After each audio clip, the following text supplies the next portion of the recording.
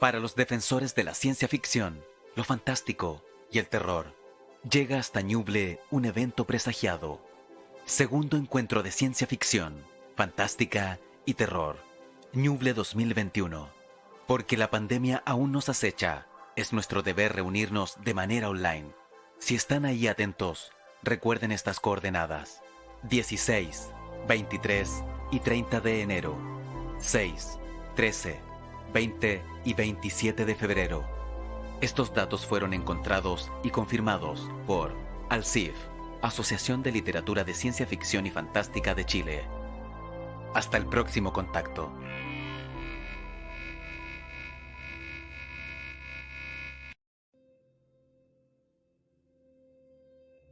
Algo sucede en Ñuble. La llamaron la Quinta Mesa. Una especie de encuentro sin precedentes. El líder era llamado moderador, Leonardo Espinosa. Pero no estaba solo. También David Muñoz, Gabriel Saldías, Javier Valderrama, Yamila Huerta, Sofía Bertelsen y Jorge Sangüesa. El mayor problema es que esto todavía no ocurre, y será este sábado 13 a las 20 horas. No podremos escapar.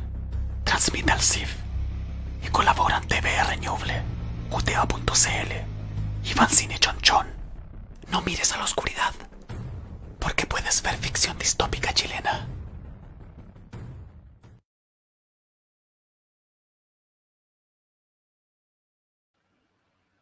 Hola, ¿qué tal?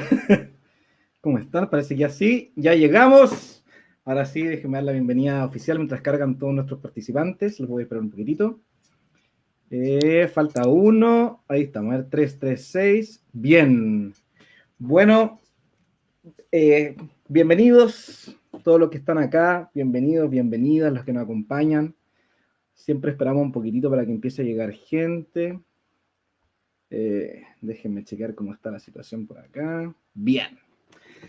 Bueno, una vez más, este sábado estamos acá en este segundo encuentro de literatura de ciencia ficción, de literatura fantástica y de terror, Ñuble 2021, segunda vez que ya se está haciendo este encuentro, esta convención, este festival literario. Ahí estoy yo mismo mandando un mensaje para que vean lo distópico que es esto.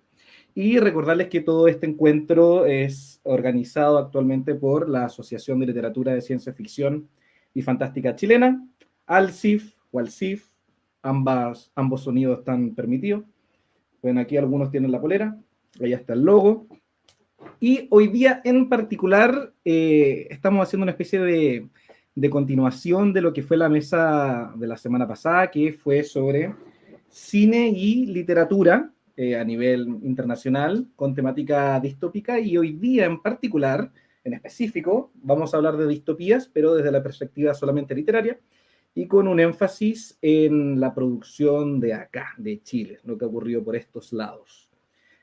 Así que ahora que ya han pasado unos poquitos minutitos y que me imagino que está llegando más gente, entonces podemos dar por iniciado oficialmente esta mesa de distopías chilenas. Así que eso, ahí tengo la pantalla para empezar a presentar a nuestros invitados. Bueno, vamos a partir entonces. Estaba viendo aquí si es que faltaba alguno. Bien, ¿quiénes tenemos hoy día? Déjenme decirle que una mesa, por lo menos que yo estoy muy contento de haberlos reunidos, a los elegidos, porque armamos un grupo bien interesante, creo yo. Entonces, ¿qué tenemos? Tenemos por allá a Gabriel Saldías, por ahí está. Gabriel es académico, pueden encontrar varios papers de él por ahí, y es escritor. En particular, él se dedica a la distopía. De hecho, aquí yo tengo un librito, aprovechando, Cobarde y Viejo Mundo, por si quieren, porque conozcan. Ahí estamos con Gabriel, entonces, para que también los que estén escribiendo en Facebook, si es que este es el momento que tienen para preguntar dudas académicas también. Tenemos también a David, que está justo ahí, arribita, está tomando vino, me imagino, ¿no? No, David. Ya, muy bien. Más tarde. Es una anécdota porque con David hemos compartido también otras plataformas virtuales. Bueno, David es docente, él es lexicógrafo y David también tiene una plataforma que se llama Somos Lenguados en Instagram, muy entretenida, donde habla de muchas cosas que tienen que ver con lingüística cognitiva y elementos de ese estilo. Así que también hay un gran invitado. Después pasamos a Javier, que está por aquí. Javier es guionista de cine y también es escritor y ahí está haciendo publicidad, por supuesto, está bien, está todo permitido hoy día en ese sentido. Yo también aquí el Arca Javier, para que lo conozcan, estuvo recién en coordenadas previas, así que ese que ahora está en segunda ronda. Después tenemos aquí, no, para el otro lado, ahí está la Sophie Bertelsen, que es artista, de hecho pueden ahí ver sus pinturas en Instagram, yo siempre veo cuando hace las pinturas, y es escritora. La atrás de mi abuela, por si acaso. ¿Ah?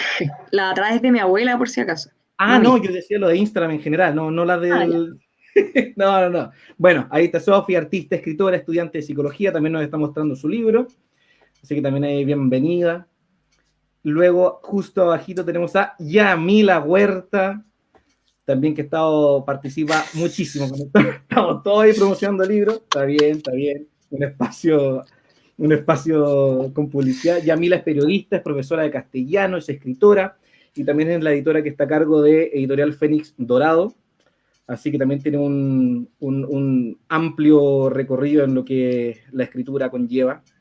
Y luego tenemos a Jorge, que está allá, al que está con la pantalla, le tocó ahí justo la pantallita solo, pero Jorge es realizador audiovisual, también ahí está mostrando su libro. Nos vimos también con Jorge para la presentación de su libro, así que feliz también de encontrarnos de nuevo con él. Así que como pueden ver, es un grupo muy interesante, tenemos académicos de distintos lugares, tenemos escritores, editores y por supuesto todos somos lectores. Así que la idea es distopía. Eso va a ser, este es nuestro tema de hoy. Así que, a ver, yo a modo de presentación, bueno, yo soy Leonardo Espinosa, a todo esto sí, moderador. Hoy día solamente voy a estar moderando, yo soy médico y escritor. De aquí, bien, esa es mi publicidad gratuita, ahí está, un libro mío, Adiós Loxonauta, el último que salió publicado. Gracias. Y bueno, y también acá somos todos de Alcif, así que eso también es un incentivo a los que nos pueden estar viendo, que son parte de las cosas entretenidas que podemos hacer en la asociación. A modo de marco teórico inicial, yo solamente les voy a entregar al público, ¿cierto?, el consenso que nosotros mismos hicimos como mesa de qué es la distopía, ¿cierto?, más allá de lo que se puede hablar en cuanto a literatura distópica o cómo pueda enmarañarse, y vamos a profundizar en eso, pero por lo menos lo que escogimos fue la definición de uno de los académicos norteamericanos, Sargent, que él dice que una distopía es una sociedad no existente descrita en considerable detalle y normalmente situada en un espacio-tiempo que el autor pretende que sea percibido como peor que la sociedad de un lector contemporáneo. Ya esa es nuestra definición sobre la cual vamos a empezar a trabajar por estos lados. Y bueno, seguramente, y también tomando la mesa previa, solamente mostrar que probablemente la gente piensa en los clásicos habituales. Nosotros, ¿cierto? Soviético, después tenemos, yo quise aquí Crónicas Marcianas, ¿no? Es Fahrenheit de Bradbury. Aquí está, 1984, y el que me faltó sacar fue El Mundo Feliz. Pero los clásicos, ¿cierto? Pero ¿qué pasa con Chile? Y eso entonces es lo que vamos a empezar hoy en día, y ese gran contexto va a partir aquí nuestro doctor en literatura, experto en distopías, que nos va a dejar a todos bastante aquí secos al respecto. Así que como todos se pueden imaginar, Chile tuvo su momento distópico histórico, vamos a ver cómo eso se entrelaza con todo. Así que bueno, Gabriel, todo tuyo. Gracias, Leo. Gracias a todos por la oportunidad de estar acá. Es genial tener instancias para hablar de ciencia ficción en general y en distopías en particular, que es algo que a mí me apasiona y me ha apasionado por harto tiempo. Así que en virtud de eso, y solamente para contextualizar lo que vamos a estar hablando el día de hoy, voy a ofrecer una mirada histórica que espero no extenderme demasiado. Voy a ser sucinto, voy a ser relativamente rápido, no voy a tocar todas las obras ni voy a decir todo lo que quisiera decir para cada una de estas obras, porque me voy a retrotraer hasta los años 50. Entonces, es harto tiempo hasta llegar al 2020, 1950-2020, 70 años. Entonces, solamente para que me perdonen si es que no menciono alguna que para ustedes tiene que estar sí o sí. De hecho, terminado esto, yo quisiera que si se me olvidó algo, vamos complementando entre todos y lo vamos formalizando mejor, ¿cierto? A ver, yo voy a ocupar, para hablar un poco del contexto, yo voy a ocupar un término que utiliza un teórico norteamericano que se llama Tom Moylan. Tom Moylan utiliza el concepto del giro distópico para hablar sobre el momento en que históricamente dentro de una tradición literaria fundamentalmente de Occidente aparecen las distopías. Y a mí me gusta mucho esa palabra giro distópico porque efectivamente muestra lo que pasaba con la producción literaria de una época que originalmente producía utopías, sociedades ideales, en islas, en otros planetas, etcétera, el formato tradicional de Tomás Moro, y de repente cambio de switch y empezamos a producir peores sociedades posibles. Por eso él habla de un giro. Y él digamos, lo conceptualiza a partir de finales del siglo XIX, principios del XX, y dura hasta las obras que tú mencionabas ahora, Leo, recién, más o menos hasta los 50 con Fahrenheit, que fue la última de los clásicos, ¿cierto? El periodo de entreguerras y el periodo de las guerras mundiales obviamente es el que le da toda la potencia a la narrativa distópica inicial y la que también lo pone por delante en el escenario de la ciencia ficción que ya ha tenido su momento dorado en los años 20 con Gernsback y todo lo demás. Entonces, ¿qué pasa con Chile? Chile obviamente está unos años atrasados en relación con lo que está pasando en Norteamérica, y por lo tanto, en los años 50, los años 60, Chile está viviendo su propia época dorada de la ciencia ficción. Ahí aparece Correa, ¿cierto? Antonio Montero, Ernesto Silva Román, Elena Altunate, empiezan a publicar, y aparecen también todos los tópicos tradicionales de la ciencia ficción, diríamos, más pop. Nos encontramos con las invasiones extraterrestres, las guerras nucleares, etcétera, los viajes en el tiempo, etcétera. Y también aparecen antecedentes de carácter distópico que todavía no toman la forma, que todavía no tienen la estructura de lo que va a ser una distopía hecha y derecha desde el punto de vista del género, que es otra discusión que podemos tener más adelante, ¿cierto? Cuando una distopía es una distopía y cuando no es una distopía es algo que siempre tiene que estar en discusión, no solamente en esto, sino en todos los géneros literarios. Entonces, para efecto de lo que a nosotros nos interesa, y aquí yo aclaro que no he tenido la oportunidad todavía de leer toda la producción de la época, quisiera, pero el tiempo no da, pero dentro de lo que yo he podido leer, yo caracterizaría una obra como particularmente importante dentro de este periodo de surgimiento de las distopías, y es esta obra que está acá, es El Cristo Hueco, de Miguel Arteche, que a mi entender, digamos, podríamos criticar si es una buena o no es una buena obra, pero sí, 100% sí es una distopía clásica en el sentido tradicional. Tiene estado opresor, tiene narrativa hegemónica, tiene contranarrativa de resistencia, tiene epifanía, tiene un narrador que se da cuenta de los problemas de su sociedad, y tiene un factor bien interesante que agrega también el tema de la religión, porque es una sociedad opresiva que lo hace desde la religión. Y cuando hablamos de religión en Chile estamos hablando del catolicismo, sin duda, especialmente en el siglo XX. Entonces se enmarca, digamos, esta distopía dentro de una discusión más grande que se produce en la ciencia ficción en general, que es la discusión entre ciencia/progreso y conservadurismo/religión. Esa es una conversación muy de la primera mitad del siglo XX que la ciencia ficción en Chile también toca. Pienso, por ejemplo, en La crucifixión de los magos de Armando Menedín, que justamente también habla sobre el tema de la religión y los problemas que pueden haber, y digamos la confrontación que había entre religión y ciencia. Y también pienso en Cristos, de Ernesto Silva Román, que también trae el tema de la religión de por medio. Entonces, ¿a qué voy con esto? Que no es raro que una de las primeras distopías formales en el país se cuelgue, ese mismo que está mostrando Leo ahí. No es raro que el tema de las distopías se cuelgue justamente de esta lucha entre religión y ciencia para echar a andar qué es lo que es un Estado bueno, qué es lo que es un Estado malo, ¿ok? Pero año 69, estamos relativamente atrasados en relación con lo que ha sucedido ya hace 20 años los norteamericanos. O sea, año 69 los norteamericanos en 4 años más van a ver Neuromancer, en el 74, 5 años más van a ver Neuromancer, y el cyberpunk va a despegar en Gringolandia. Entonces, nosotros estamos todavía lejos de eso, ¿cierto? Y es importante tenerlo en consideración. Y quizás lo que va a pasar después nos va a poner más en coordenada chilena, porque después del 69 vienen los 70 y los 80, y eso en Chile es dictadura. Y por lo tanto, el imaginario distópico cambia. Ya no es la religión, ya no es la ciencia, es la dictadura. El peor estado posible, la peor sociedad posible es el estado totalitario, y particularmente en Chile el estado totalitario no es el nazi, no es el estalinista, es la dictadura, y es la dictadura en formato made in Chile, ¿cierto? La dictadura de Pinochet.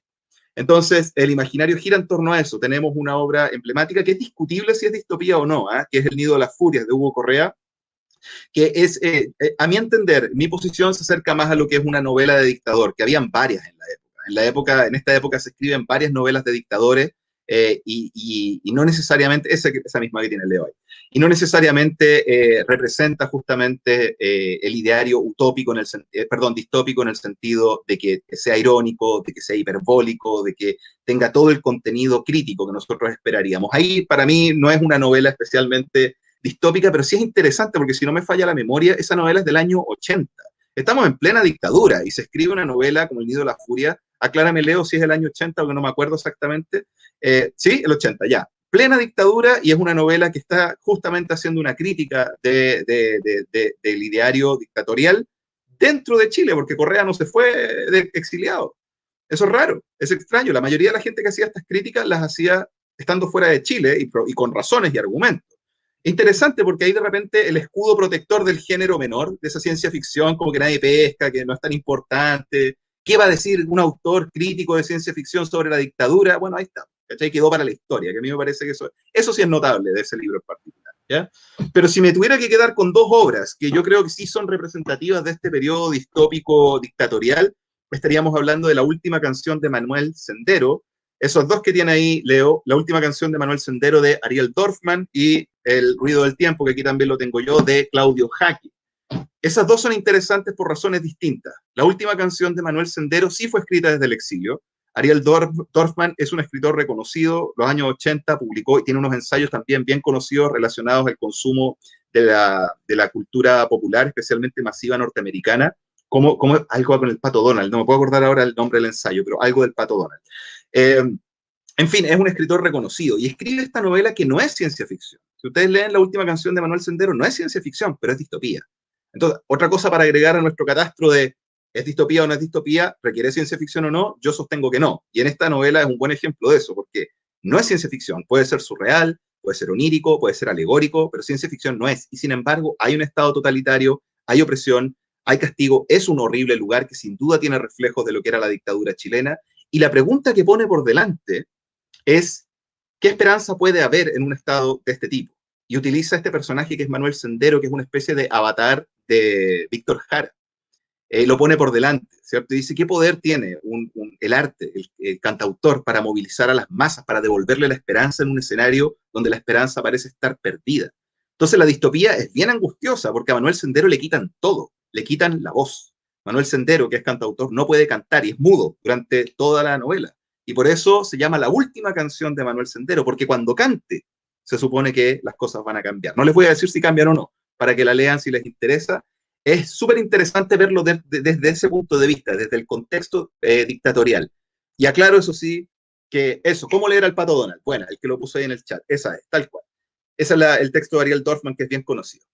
Ya, lo que les estaba diciendo, léanla, pero con mucho ojo, lo recomiendo yo porque, como digo, no es ciencia ficción, no es fácil de leer, no pretende ser fácil de leer, tiene como 4 o 5 anécdotas que suceden en simultáneo, y se mezcla todo. Entonces, es casi literatura experimental.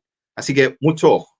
Y la segunda es El Ruido del Tiempo, de Claudio Haki, que esta sí o sí es ciencia ficción y es una distopía súper buena, súper interesante, que nos pone en un escenario donde la distopía se destruye. Empieza, el primer acto de esta novela, empieza con la destrucción de una distopía. Eso es rarísimo. Generalmente la anécdota completa de las distopías es cómo el sujeto se libera, cómo sale, y tenemos la destrucción hacia el final, tercer acto. Pero en esta novela parte con eso. Y parte con eso para poner la pregunta que les importa en este momento a lo que va a venir después de la dictadura. ¿Qué hacemos una vez que el peor mundo posible ha sido desbaratado? ¿Para dónde vamos? ¿Cuáles son nuestras brújulas? ¿Cierto? Y aquí muestra con harta crudeza cómo la resistencia puede fragmentarse y cómo aquellos que creían que podían decir qué era lo que estaba bien y qué era lo que estaba mal, terminan dividiéndose. Y los que éramos tan amigos para resistir al enemigo común, terminamos quebrándonos y terminamos generando diferentes alternativas de sociedades posibles. Y yo no puedo evitar leer ahí una posible profecía de lo que sería la izquierda chilena, ¿cierto? Lo que le pasó a la Concertación, lo que le pasó a la nueva mayoría, lo que le ha pasado a esta fragmentación, donde en algún minuto toda la mirada estaba puesta en resistir al enemigo común y después eso se fue fragmentando. Y Claudio Haki lo adelanta en esta distopía. Así que yo la recomiendo para que la lean con ese ojo, ¿ya? Esas dos, hay más, pero no me voy a quedar en eso. Quiero pasar a los 90. Y en los 90 quiero caracterizar, si hablé de distopías dictatoriales, en los 90 hablamos de distopías postdictatoriales, que son distopías que se preguntan, que dicen, ya, partamos de la base de que el mundo efectivamente no se acabó con la dictadura, ¿y ahora qué? ¿Qué vamos a hacer con esto? Y aquí yo resalto 2010, Chile en llamas, de Darío Oces, probablemente una de las mejores distopías que se han escrito en este país. Es tan buena esa distopía que adelanta cosas que hoy día son reales. Es crudísima desde el punto de vista en el que se burla de una sociedad hiper neoliberal, completamente neoliberal, que ha abandonado por completo cualquier tipo de brújula moral y se ciñe solamente por el poder del consumo, y donde la gente básicamente sigue lo que les dice la tele.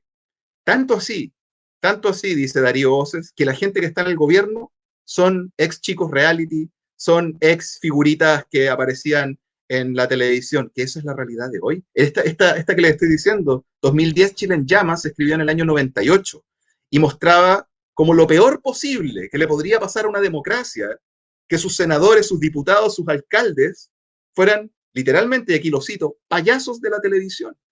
Y eso es el hoy. Y en el año 98 ya lo estaban adelantando. O sea, Darío Oces, qué claridad, ¿cierto? Para mostrar distópicamente para dónde se iba todo el carajo dentro del escenario neoliberal. Y agrego otra cosa que también dijo él. Él imagina una sociedad neoliberal en crisis por el cuerpo del general, porque el general se murió, pero se pelea en el cuerpo, que al final es una metáfora del legado. ¿Quién se va a quedar con el legado del general? Y los cuicos, porque los trato así, los cuicos lo que hacen, los senadores, los diputados cuicos lo que hacen es atrincherarse en una parcela afuera de Santiago y levantar muros y declarar una especie de república independiente del resto de Chile. Y yo no leí eso hace 2 meses, que lo dijo una persona, no lo leí en el diario. Había un pensador actual que planteó exactamente eso. Pérez de Arce. Ese mismo, perfecto. Entonces, ¿qué pasa? ¿Qué pasa? ¿Se fijan? Es una cuestión de que, por eso yo la recomiendo muchísimo. En el año 98, ¿con qué claridad veía los desastres potenciales de un neoliberalismo desatado? Aparte que es muy entretenida. Es corta, tendrá 200 páginas o menos, y ha sido bien analizada desde el punto de vista académico por varias cosas, pero yo siento que no se ha leído mucho. Así que se las recomiendo enfáticamente. Y dos que no recomiendo, que critico y que considero malas. Una es De repente los lugares desaparecen, del cantautor Patricio Mans. Es malísima. Es mala no solamente porque el tema que trata está muy, muy maniacado, le interesa mucho el tema de la impunidad a Mans. Mans dice, ¿cómo vamos a seguir en una sociedad si los criminales siguen formando parte de esta sociedad? Y él imagina una distopía donde los criminales que han acabado con el resto de la sociedad han fundado su propia sociedad protegido de este conocimiento impuro. ¿Y cómo lo soluciona Mans? Mans lo soluciona trayendo un personaje que se despierta a los crímenes de la distopía y lo que hace es ejercer un genocidio contra los criminales. Y Mans dice, esa es la forma, así vamos a equipararnos, ¿cierto? Si nosotros matamos a los que mataron, nuestra sociedad va a ser mejor. Y es una solución súper conflictiva desde el punto de vista moral, desde el punto de vista ético, pero también refleja mucho la conciencia de la postdictadura en los 90. Mucha gente creía eso, creía que el tema de la impunidad se solucionaba ejecutando, ¿cierto? Y todavía hay gente que lo puede creer, pero no puede evitar, y sea o no sea, no puede ser evitado pensar si es que esto generaría o no una mejor sociedad, ¿cierto? Es un tema complejo el tema de la impunidad en los 90, y las distopías, por lo menos esta, se hace cargo. ¿Por qué digo que es mala? Porque la solución es simplista y porque la edición es pésima. El que encuentre la edición del año 92, que creo que es, se van a encontrar con un montón de faltas de ortografía, páginas dadas vueltas, errores de numeración, un desastre. Así que no la recomiendo. Y la otra que no recomiendo es Flores para un cyborg. Novela aplaudidísima dentro de los círculos del fandom de la ciencia ficción. Yo sé que mucha gente ama esta novela, yo la encuentro insufrible. El personaje principal y su robot son hiper misóginos, y también el tema el tema de la impunidad está al alcance de la mano constantemente, y la solución también es la venganza. Y no la trabaja demasiado. Un poco más que Mans, pero no tanto más. Así que las critico. Creo que hay que leer las dos, ¿eh? Claro, cuando yo digo que una obra es mala, no es para que no se lea, es para que se lea y se critique. Esa es la función. Así que por ahí lo pongo yo sobre la mesa. De repente lo de Flores para el cyborg puede ser más debatido, porque yo sé que hay fans y todo el cuento, pero a mí en lo personal no me gusta. Ya, y me paso de los 90 y vamos ahora al nuestro, año 2000-2020. Voy aquí a pintar con una brocha relativamente ancha para no quedarme por décadas. Yo, ¿qué es lo que estoy viendo? Y esto está todavía abierto a discusión, porque obviamente la década del 2020 acaba de empezar, han sucedido cosas, pero van a seguir cambiando. Yo llamaría a este periodo el periodo de las distopías históricas. ¿En qué sentido? En el sentido de que la gran preocupación hoy día, las distopías hoy día, tiene que ver con el tiempo. Tiene que ver con si la sociedad, la peor sociedad posible, es una sociedad evitable en el transcurso histórico. ¿A qué voy con esto? Lo voy a explicar un poquito porque es más abstracto. Ya no está ubicado en la política, ya no es el problema de si nuestros políticos son buenos o malos, o si el modelo económico nos va a mandar a la cresta o no. No, el tema tiene que ver ahora con si es que la distopía es una fuerza histórica, determinante o predeterminante de lo que sea que nosotros vayamos a hacer como sociedad. O sea, es completamente antiutópico este pensamiento, un pensamiento que niega y cierra la posibilidad de cambio y de transformación. ¿Y por qué sostengo esta hipótesis? Porque gran parte de lo que yo he visto escrito durante este periodo reflexiona una y otra vez sobre la distopía como algo que ha existido antes, que existe ahora y que existirá en el futuro, y que es determinado por poderes que van más allá de nosotros como seres humanos para poder cambiarlo. Y aquí tengo que mencionar a Baradit. El que haya leído Cinco sabe de lo que estoy hablando. Cinco es un gran montaje, es un montaje histórico, es un montaje que cambia la historia y que dice, no importa lo que hagan, igual hay poderes ocultos y secretos que determinan lo que va a suceder. El pueblo puede alzarse, el pueblo puede levantar 1.000.000 de revoluciones y da lo mismo, porque van a ser los masones arriba en sus torres de cristal los que van a decir para dónde va a ir la historia. Así que pierdan la esperanza, porque no va para ninguna parte. Por ahí va la crítica de la distopía como fuerza histórica, ¿cierto? Como movimiento histórico inevitable, algo inevitable. Y hay como una tendencia como un destino, claro, como un fatum, buena, eso, como un destino. Y si es así, y si la distopía es un destino, entonces ¿para qué resistirla, cierto? Hay una fuerza súper conservadora cuando pensamos en la distopía como un destino. Si la distopía es un destino inevitable, ¿para qué levantarse de la cama, cierto? ¿Para qué tener una epifanía reveladora si no hay nada más? Y aquí esto engancha con nuestra noción del fin de la historia. ¿Qué viene después del capitalismo? Es la pregunta que se hizo Francis Fukuyama al final de los 90. Y la respuesta es, no tenemos imaginación todavía para crear eso que va a venir después. Entonces, si la distopía es una fuerza inevitable y el capitalismo es una expresión de esta fuerza inevitable, ¿para qué resistirse?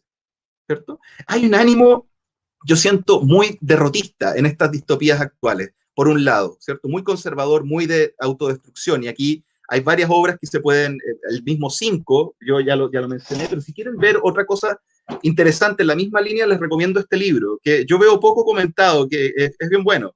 Se llama Chile, Relación del Reino. Es una antología de historias breves donde escribe Baradit, Ortega, Sergio Mira, Edmundo Paz Soldán, muchos otros, ¿cierto? Bizama aparece ahí también. Y todas esas cosas, lo que ellos hacen es plantear una línea de tiempo paralela, ¿cierto? Como decir, este es el mundo, esto es Chile. La historia secreta de Chile antes de que Baradit se arrancara con los tarros y empezara a escribir la historia secreta de Chile, ¿cierto? Antes, esto es proto eso, y no es de él solamente, es de varios escritores. Entonces, es bien interesante y se los recomiendo como ejercicio de lectura para que vean cómo llegado a los 2000 y tanto, se acaba la imaginación, se acaba, no hay más. Vemos ánimo completamente apocalíptico, escatológico. La imaginación se vuelca a la destrucción, a la disolución. Y aquí muestro la última cosa que voy a mencionar, que tiene que ver con la tendencia a la involución, a que la sociedad distópica va a ser una sociedad donde vamos a dejar de actuar como seres humanos unidos y nos vamos a convertir en seres que vamos a pelear unos con otros constantemente. Y esta es una idea que no es mía, sino que es de una colega que se llama Claire Mercier de la Universidad de Talca, que ha trabajado este tema y lo ha trabajado particularmente con la trilogía de Rafael Pinedo, pero también hay obras en Chile, pienso en El asombro de Juan Mijovilovich, acerca de Suárez, de Francisco Bando, o El púgil, de Mike Wilson, que son obras que muestran una disolución progresiva, que nos acercan a una distopía más en contacto con lo apocalíptico, con lo escatológico, con el fin o con la disolución de la sociedad. Por ahí veo yo las coordenadas, ¿ya? Entonces, cierro solamente planteando que lo que yo estoy anticipando, viendo en este minuto, es una tendencia con un espíritu muy antiutópico, de resistencia muy conservador, que por cierto, en ese conservadurismo también nos lleva a idealizar el pasado. Y ahí ojo cuando lean distopías, porque estoy seguro que vamos a seguir viendo ahora y vamos a ver en el tiempo próximo distopías que van a mirar con ojos súper esperanzados el tiempo donde no nos preguntábamos si es que nos íbamos a morir o no, ¿cierto? ¿Se acuerdan de la felicidad cuando estábamos en dictadura? Hoy las cosas funcionaban tan bien, no había ningún rollo. Cuestiones de esa índole. Entonces, hay una mirada conservadora peligrosa, que yo creo que las distopías van a empezar a prefigurar de alguna manera o no. Hay un par de obras que yo tengo en esta, no estoy seguro completamente porque no las he leído del todo, pero las tengo como más o menos en este ámbito. De repente ahí Leo creo que la iba a mencionar, Los vástagos de la mente, para mí es súper conservadora, tiene unos valores bien jodidos, que también son súper cuestionables sobre esa misma, sobre el intelectualismo y sobre la libertad. Y la otra es reciente, es Deltas, de Sasha Hanning, que también creo que puede dirigirse dentro de esa brújula de distopías protoconservadoras, ¿ok? Entonces, por ahí creo yo que va la cosa, es discutible. Ahora voy a dejar de hablar, porque hablé harto, les agradezco mucho la paciencia y nada, te devuelvo la palabra, Leo. Excelente. Bueno, muchas gracias, Gabriel. Yo aquí estaba atento, hasta tomé apuntes. No, genial. Bueno, de nuevo agradecerte, muchas gracias por habernos hecho todo ese recuento. Hubo hartas personas que comentaron desde YouTube y desde Facebook. Me acordé cuando comentabas esa frase de que se nos acabó la imaginación para ciertas cosas. Es como la típica referencia cuando dicen es mucho más fácil imaginar el fin del mundo que el fin del capitalismo. Esa típica frase siempre que se expresa.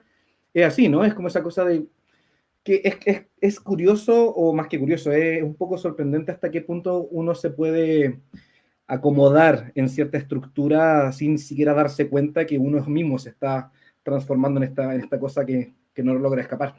Y lo otro que quería comentar era también cuando dijiste que cierto es que a veces hay novelas o libros en general de ciencia ficción chilena que son más estudiados, pero poco leídos, y otros al revés, que me acordé con lo que decías de Darío, se me pasa también lo mismo con el Dariel Dorfman. También siento que es un libro que uno encuentra mucho más cuando está buscando algún paper académico que cuando uno lo menciona en círculos más bien solamente lectores. Me llamó la atención esa cosa. Qué curioso que como que académicos leyeran unos, los lectores otros. Está interesante eso por ahí.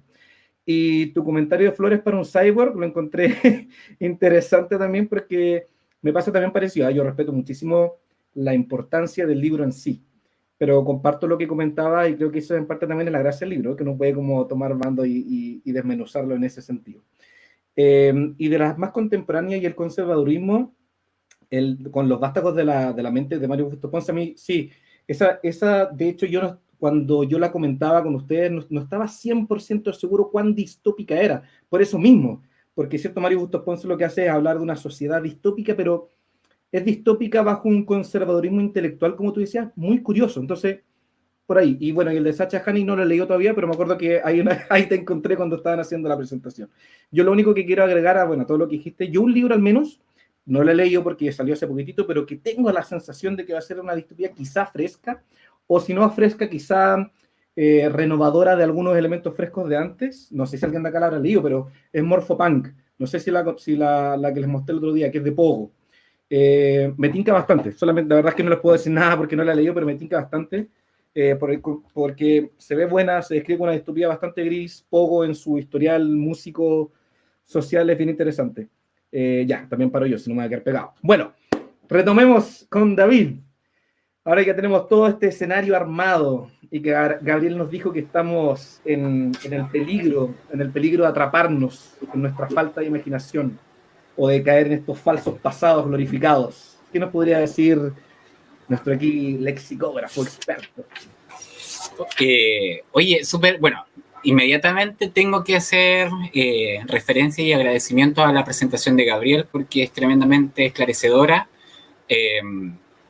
muy ordenada y además muy ilustrativa respecto a cuáles son determinados momentos históricos de la distopía en Chile. Así que, bueno, la gente estaba comentando en los chats, estaban muy contentos y muy atentos, así que de inmediato te agradezco. Y quedaste justo en donde yo pretendía comenzar un par de preguntas, que eso me causa curiosidad. ¿Cómo se suceden estas cosas? Porque algo habíamos conversado, pero me imagino que al igual que todas las personas que nos están acompañando en los chats y los que estamos aquí conversando, hemos leído, no sé, el último año probablemente que estamos viviendo una distopía. Y hace un tiempo me toca trabajar desarrollando una suerte de columna de opinión, mezclando un poquito de divulgación, etcétera. Y en esta búsqueda de temas me pongo a leer otras columnas. Y se me hace recurrente encontrar en Chile y en otras partes también citas a 1984, ¿cierto? Vamos a ir mostrando un poquito los libros, que son estas clásicas, Fahrenheit y La Guerra de los Mundos. Y se extraen citas, y se extraen determinadas frases o se describen tramas y argumentos para de alguna manera reflejar lo que estamos viviendo hoy en día. Entonces, la tesis que está circulando de alguna manera y que probablemente todos manejamos a modo de bajo continuo es que estamos viviendo una distopía.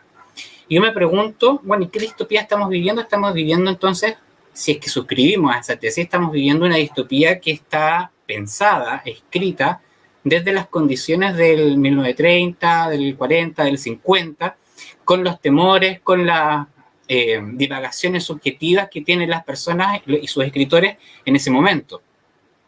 Entonces, bueno, me empiezo a preguntar yo cuáles son las características que tienen en común principalmente estas tres obras, ¿cierto? Que hacen que nosotros digamos que estamos viviendo en una distopía ahora, en el 2020-21. Entonces yo digo, bueno, por una parte está esta permanente sensación de que estamos bajo un absoluto control político, donde no tenemos una suerte de posibilidad deliberativa, o sea, hay una suerte de impotencia política que está circundando lo que tiene que ver directamente el estado de excepción como consecuencia del 18 de octubre y posteriormente la pandemia.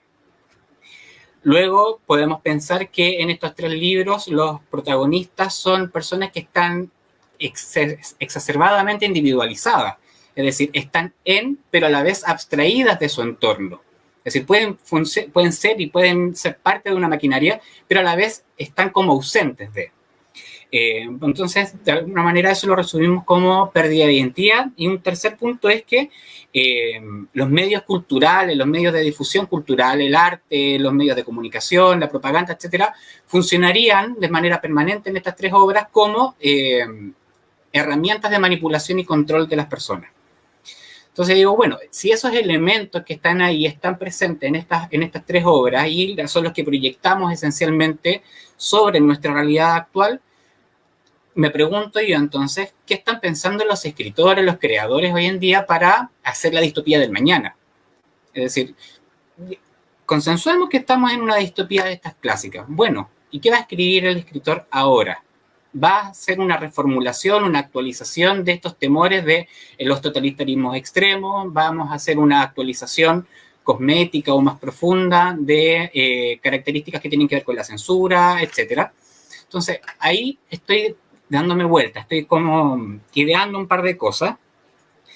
Entonces, las preguntas que me surgen es, y esta es como el tránsito, mi parte de la presentación es un poquito hacerle el tránsito de preguntas a los escritores que nos acompañan hoy en día, porque ellos tienen esa potencia creadora e imaginativa desde la cual nos pueden contar. Entonces, bueno, lo distópico hoy entonces va a ser una actualización de las distopías clásicas, vamos a apuntar hacia allá, ¿cómo es posible que sigamos teniendo y actualizando el mismo miedo de los estados totalitarios? Entendiendo que ahí hay una cuestión que es genuinamente humana, es decir, no quiero quitarle eso. Entonces, me parece que, aquí me voy a ir de tesis y me pueden cuestionar sin ningún problema, pero me parece que los desafíos de la escritura prospectiva de hoy en día involucran una mirada profunda al presente que tiene que estar atenta a cuáles son las situaciones que subjetivamente nos están complejizando. Y en ese sentido, tengo como norte a lo menos tres cuestiones que creo que son esenciales para escribir la distopía del mañana. Estoy pensando en que en unos 30, 40, 50 años alguien tome un libro hoy día y diga, este libro se aventuró y dijo cosas sobre lo que iba a pasar. Y que se cite en las columnas, cualquiera sea el formato que esta vayan a tener. Entonces, por una parte, creo que una distopía escrita en el presente, proyectada hacia el mañana, tiene que tener sí o sí elementos que consideren el medioambientalismo y principalmente la crisis del agua. Y entiendo, sin ser escritor, que hay toda una corriente en la actualidad que trabaja justamente en esa área y, por tanto, me parece que ahí hay algo que hay que comenzar a mirar con detención, es decir, la preocupación genuina sobre el recurso agua en tanto vida, pero también en tanto movilizador de guerras. El otro elemento que me parece particularmente interesante es la sobreconfianza contemporánea en el dato. Es decir, bueno, vamos a suponer que el temor va a seguir siendo un estado totalitario, y yo no sé si ustedes, y como este es el vínculo que tenemos que hacer con la literatura particularmente chilena, no sé si recuerdan que en pleno periodo de planificación de las elecciones, de la votación del plebiscito, se habló en algún momento de decir, oye, bueno, si vamos, todos sabemos que va a ganar el apruebo, ¿para qué vamos a hacer esta tontera? Ahorremos esa plata, se da por aprobado y vamos directamente a la convención, quitándole la potencia al diálogo ahí. Entonces yo digo, bueno, el dato que se tomaba para aventurar eso era las encuestas. Entonces, cabe preguntarse, bueno, ¿y si tenemos presidentes y presidentas tan malos en el mundo? ¿Por qué mejor no dotamos y diseñamos una inteligencia artificial que tome una serie de variables y que en el fondo se haga cargo de la democracia pensando en nuestro mejor devenir? Entonces, la sobreconfianza en el dato con estas combinaciones que pueden ser estadística, inteligencia artificial o Big Data, el nombre que quieras tú ponerle. Y el tercer elemento que me parece que es esencial y que toca algo que lo que decía de alguna manera Gabriel, es que efectivamente nos encontramos en que puede ser que exista una nueva ola o una ola de neoconservadurismo y revisionismo histórico, por llamarle o ponerle una categoría, pero eso está muy vinculado también a otras cuestiones que, pensando en el movimiento social chileno, pensando en la pandemia, etcétera, me llaman mucho la atención y creo que son importantes y que tiene que ver directamente con esta consigna que se desarrolló en las movilizaciones desde el 18 de octubre. Había una en particular que era hasta que valga la pena vivir. Y me tomo de eso porque una psicoanalista chilena también que se dedicó a observar esta situación y a pensarlo, escribió un libro, lo tengo aquí leído, y de hecho lo estoy mostrando porque lo estoy utilizando como referencia para este punto en particular. El libro se llama Hasta que valga la pena vivir, está escrito por Constanza Michelson. Y básicamente lo que ella plantea es que, mira, o sea, no lo plantea en estos términos, yo lo estoy relacionando con ciencia ficción, pero básicamente tenemos una potencia en la prostética hoy en día y en la medicina que nos podría hacer aventurar eventualmente que seamos eternos, que la vida se prolongue de manera indeterminada. Y ahora que tenemos una expectativa o una esperanza de vida mucho mayor que hace 10, 15, 30, 40 años atrás, la gente se está matando. Y se ha matado toda la vida, ¿cierto? Se ha suicidado en distintos periodos y con distintos simbolismos, ¿cierto? Pero en particular preocupa la cantidad de personas adultas mayores que se están suicidando. Y entonces esta consigna que aparece rayada en los muros, que aparece siendo gritada en las protestas del 18 de octubre hasta que valga la pena vivir, bueno, ¿qué pasa con la vida? Y ese es el rol que te podría también ocupar o indagar un poco en la escritura de ciencia ficción. ¿Qué pasa con la vida si la tengo cubierta al estilo Un Mundo Feliz? Es decir, tengo todas las necesidades cubiertas en lo material, en lo orgánico, a grandes rasgos, pero que algo ocurre que no queremos vivir. ¿Por qué aumentan los índices de suicidio? Entonces creo que se puede mejorar el cuerpo, ¿cierto? Se puede mejorar lo orgánico, se pueden mejorar las condiciones sociales, se puede mejorar la condición política, dudando un poco de si es que esta relación con las máquinas, tomando decisiones por nosotros, va a ser una cuestión más bien política en particular, pero hay algo que no se puede mejorar y que tiene que ver con el deseo subjetivo de la existencia. Ese lugar en particular creo que tiene que pensarlo la escritura de ciencia ficción hoy para proyectarlo al presente, pero también al mañana. Entonces, sintetizando un poquito la idea para que darle el paso a los y las escritoras, creo yo que de alguna manera nos hemos encontrado quizás más en el mainstream y no tanto en la especificidad de la ciencia ficción, con una serie de temáticas de lo distópico que tienen que ver con el control y la represión, ¿cierto? Es decir, la idea de los totalitarismos, la pérdida de la identidad, los medios de difusión, como lo artístico, lo propagandístico y los medios de comunicación en general, como entes manipuladores de las conciencias, ¿cierto? Todo vinculado entonces en esta situación particular que los sujetos están pero a la vez están abstraídos de. Están en la sociedad, abstraídos de la sociedad, sin ir más lejos, como estaba reflexionando sobre esta misma idea, de pronto me encuentro con que el protagonista de 1984 y el de Fahrenheit son personas que trabajan para la maquinaria. Winston en 1984 edita las noticias, ¿cierto? Y en Fahrenheit, no recuerdo el nombre del protagonista, es bombero.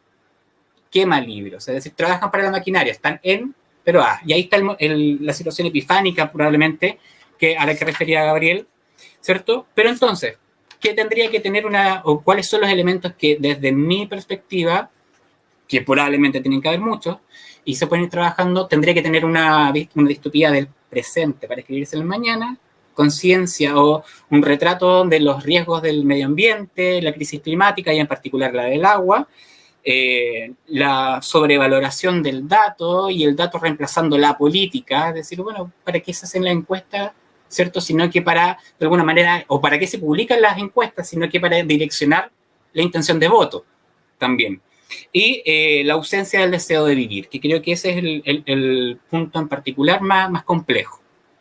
Así que con ese aporte un poco disperso y poco centrado en una cuestión metodológica, me gustaría abrir paso a los comentarios y las reflexiones que puedan tener también nuestros contertulios, escritores y escritoras. Excelente, David. Bueno, entre Gabriel y David, qué gran inicio. Estoy aquí, procesamiento.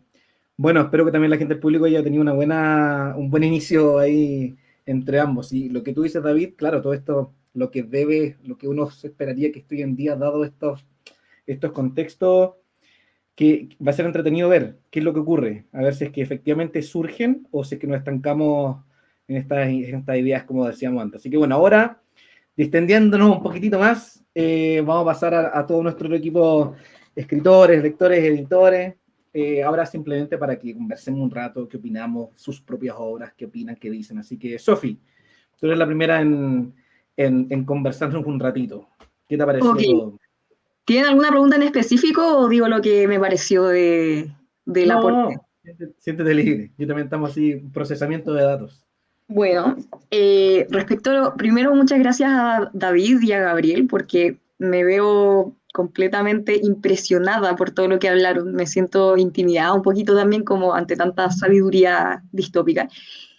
Pero me gustaría centrarme en algo que dijo David, que es lo respecto a las características que tendría una distopía actual, una distopía pensada por un escritor de valga la redundancia, distopía del 2021-2020. Y me llama la atención el elemento de las ganas de vivir, las ganas de todo el tema que ha estado dando vuelta con la salud mental, lo poco que se toma en cuenta la salud mental en Chile y en el mundo. Es un tema bastante ignorado y yo creo que la ciencia ficción del futuro va a dar para mucho existencialismo. Yo, bueno, soy una estudiante de psicología promedio, no tengo conocimientos doctorales en lo que es el existencialismo y en las corrientes filosóficas, pero lo que puedo decir es que en la ciencia ficción del futuro, yo creo que esta pregunta por la vida, por el valor de por qué ser un individuo en una sociedad del 2030, o por qué vivir en el Chile del 2030, qué es lo que hace que yo me quiera levantar en la mañana, esa va a ser una pregunta, y se puede decir que ya es una pregunta súper importante. Y lo otro que quería agregar también es que, bueno, desde la psicología, que es la carrera que yo estudio, claramente cada escritor está inserto en un contexto y en un sistema propio, rodeado de personas y de relaciones entre esas personas que son únicas entre sí. Y lo que quería decir respecto a eso es que yo creo que cada escritor, independientemente de lo que esté sucediendo ahora, va a mezclar el contexto actual con su historia de vida. Entonces, eso me llama mucho la atención. Me gustaría mucho escuchar a los autores y autoras que están acá presentes como respecto a sus libros, como que tienen que ver con su propio contexto personal también. Eso, no sé si es suficiente lo que dije o quieren que diga algo más, pero mi opinión. Vamos a seguir ahí entrelazando. No, súper bien, Sofía. Estaba justo ahí, pusieron un comentario interesante del soma, de que podía ser un psicofármaco. Ahora no mezclando dentro de la psicología. Yo también creo, desde el área médica, sí, yo creo que hay una línea bien fina entre hasta qué punto usar psicofármacos para contextos sociales que quizá antes no los usaríamos. Bueno, pero eso en verdad toda una volada. Es un gran debate ese. Jorge. Da para una gran distopía. Sí, la psicofarmacología es todo un temazo. Si está por ahí Eva, que siempre anda probablemente va a comentar algo ahí en Facebook de los psicofármacos. Bueno, Jorge, tú que escribiste una novela con hartos elementos distópicos, cuéntanos un poquitito y también, y con harto contexto chileno ocurriendo. Sí, O sea, me acuerdo por lo menos cuando yo la leí, sí, tuve sí, o mucha sea, esa sensación. Y fue completamente justo local. Esa era como la intención. Sí, Eh, dale nomás. Mira, recogiendo un poco la información que han dado, agradeciendo a David, Sofi, a Gabriel, todavía estoy procesando mucha de la información, pero retomando un poco los comentarios anteriores en cuanto a lo que significa en Chile, por ejemplo, el caso de la salud mental. Igual para mí uno de los elementos más distópicos que tiene Alternativa Sociedad Anónima, por ejemplo, es el hecho de que todos los personajes ahí, partiendo desde el protagonista, sufren de cierta forma un desapego emocional hacia su mundo, una crisis existencial que, digamos, deriva en estos casos que son típicos de la salud mental hoy en día en Chile. Creo que la distopía en general toma como ese rumbo del decaimiento del ser humano, no solamente a un nivel emocional, sino que también a un nivel intelectual. Recordemos que en 1984 Winston, como antes lo mencionaron, trabajaba en la edición de noticias, pues ellos fabricaban la verdad. Entonces, digamos, y se apelaba al hecho de cortar el lenguaje para acortar el pensamiento también. Ahora, lo que yo rescato más de lo que es el género distópico, y es como lo que me planteé cuando me invitaron al conversatorio, es que para mí el género distópico lo podría resumir en una sola frase que siempre ha sido, lo he visto como el tema de la revolución constante. Me fijo harto en lo que es, por ejemplo, casos como lo que se considera como la abuela de todas las novelas de distopía, Nosotros, la novela rusa no recuerdo qué año en este momento, pero en que se habla, digamos, de estos dos individuos que mantienen una relación sexoafectiva, que por ser afectiva, digamos, es revolucionaria dentro del contexto del mundo en el que están viviendo. Y finalmente uno de estos individuos termina por ser absorbido por la máquina y el otro termina siendo parte de la revolución que va, digamos, a derribar este régimen. ¿Qué ocurre aquí? Que digamos que ese personaje que es parte de esa revolución, podríamos debatir si ese final es pesimista, es optimista, ¿con qué protagonista se queda? ¿Con el que fue absorbido? ¿Todos vamos a ser absorbidos? ¿O finalmente el alzamiento va a terminar, digamos, vamos a encontrar realmente ese mundo mejor? Ese es como el planteamiento que me hago yo acerca de la distopía y es el que pienso que tiene que ser tratado hacia futuro por la narrativa nacional. O sea, los medios para hacer posible ese mundo perfecto, digamos, para subvertir un poco de ese pesimismo. Esa es mi impresión personal, es por lo menos a donde a mí me gustaría que llegase lo que es la distopía, algún tipo de mensaje positivo. Centrarnos en cómo nosotros construimos ese mundo nuevo. Interesante, Eso, Jorge. Mira, por lo menos, mi visión. Sí, voy a pasar a Javier con la idea que voy a entrelazar ahora, que tomando un poco lo que han dicho todos. Es interesante cuando dijiste revolución constante, como concepto quizás que te ha parecido característico de las distopías, porque también por Sí. otro lado uno puede decir, pero para que sea distopía, ¿cierto? Tiene que realmente ser una sociedad derrotada, ¿cierto? Si hay esperanza en esa novela distópica que hiciste, tiene que ser una cosa tenue. Entonces, es interesante eso, o sea, hasta qué punto la distopía tiene que ser fiel a su sociedad destruida, en tanto que tiene que, o no, actuar como quizá pequeña llama de esperanza. Es que, Javier, si te no sé fijas, si... por ejemplo, bueno, Jorge. disculpa, una pequeña intervención, pero si te fijas, es un elemento constante en novelas como Nosotros, 1984, Un Mundo Feliz, Fahrenheit. Siempre existe esta constante de este grupo que se va a levantar en contra de la sociedad, esta crítica de estas personas conscientes de que no viven en un mundo, digamos, óptimo. Eso. Sí. Sí, también, bueno, y eso mismo, también lo que decía David, este tema como temática, el deseo de la existencia.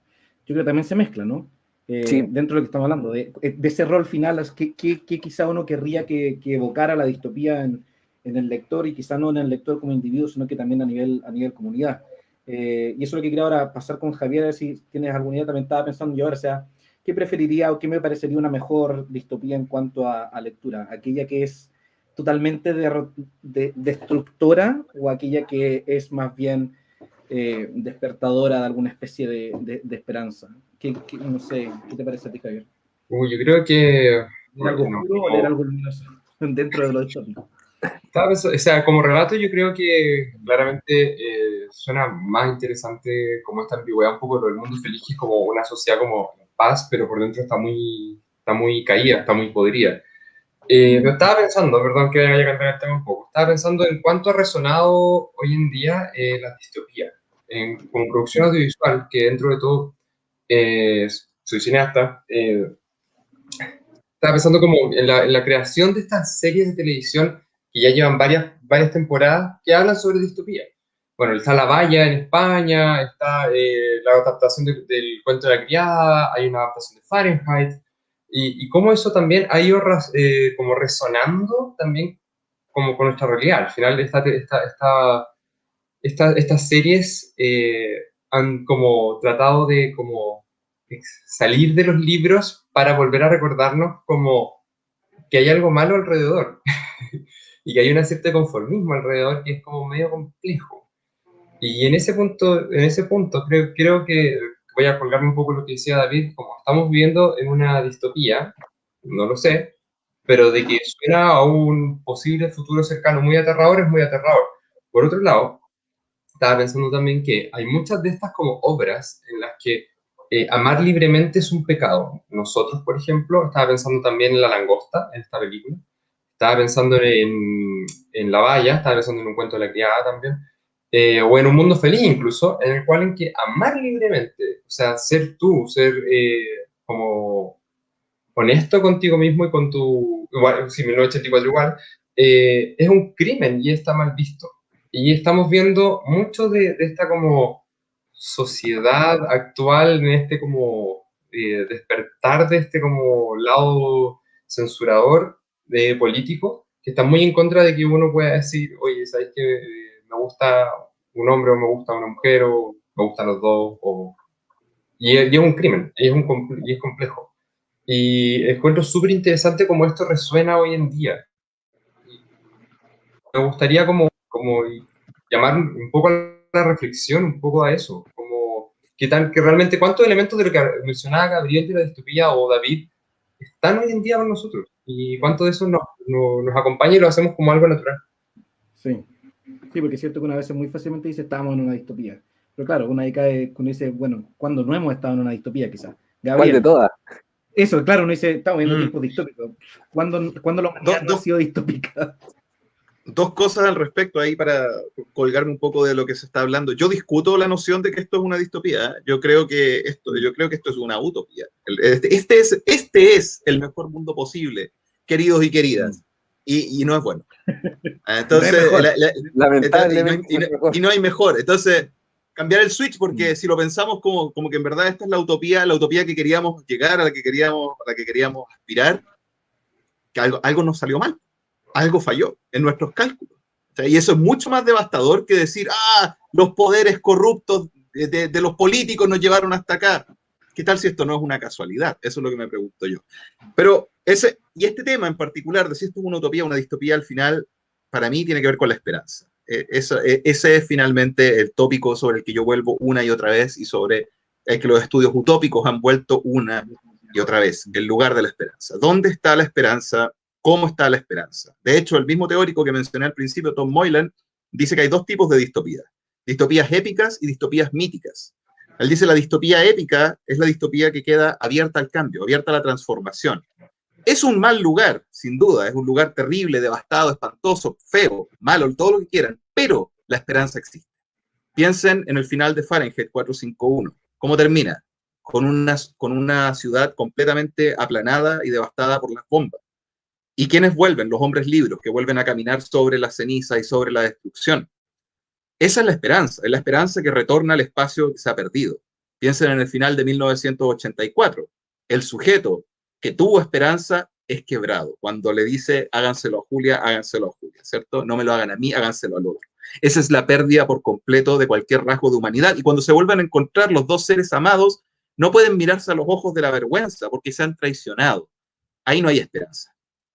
Una es una distopía épica, Fahrenheit, la otra es una distopía mítica, cerradita, mítica porque se cierra como los mitos, se cierra sobre sí misma, ¿cierto? Y no hay espacio para que la esperanza intervenga con la transformación y el cambio. Entonces, a pesar de que yo no creo que esto sea una distopía, pero poniéndonos en el escenario de que esto fuera una distopía, ¿es épica o es mítica? ¿Estamos aceptando la esperanza o nuestra esperanza está en crisis y no sabemos en realidad cómo, dónde y para dónde la vamos a llevar? Y si así fuera, la pregunta es ¿por qué? ¿Qué le pasó a nuestra esperanza? ¿Cuándo se rompió? ¿Cuándo se perdió? ¿Cuándo fue manipulada o cuándo fue vendida? Esas son las preguntas que a mí me quedan dando vuelta. Y si yo me pregunto qué deberíamos estar escribiendo quienes escribimos sobre distopía, es sobre esto. Es qué le pasó a la esperanza hoy y qué le va a pasar a la esperanza mañana. Si la perdimos, ¿cómo la recuperamos? Y si la recuperamos, ¿cómo nos aseguramos que nos va a llevar a un mejor lugar y no al mismo lugar en el círculo y el retorno mítico en el que estamos? Eso. Interesante. Yo eso pienso, Gabriel, me evoca, creo que sea, me salgo un poco el tema, pero me hizo pensar al tiro en el filósofo coreano Byung-Chul Han, cuando habla esto de lo que nos aprieta hoy por hoy. Eso se me hace muy cierto. O sea, a mí me pasa lo mismo. Yo siento que La sociedad del cansancio.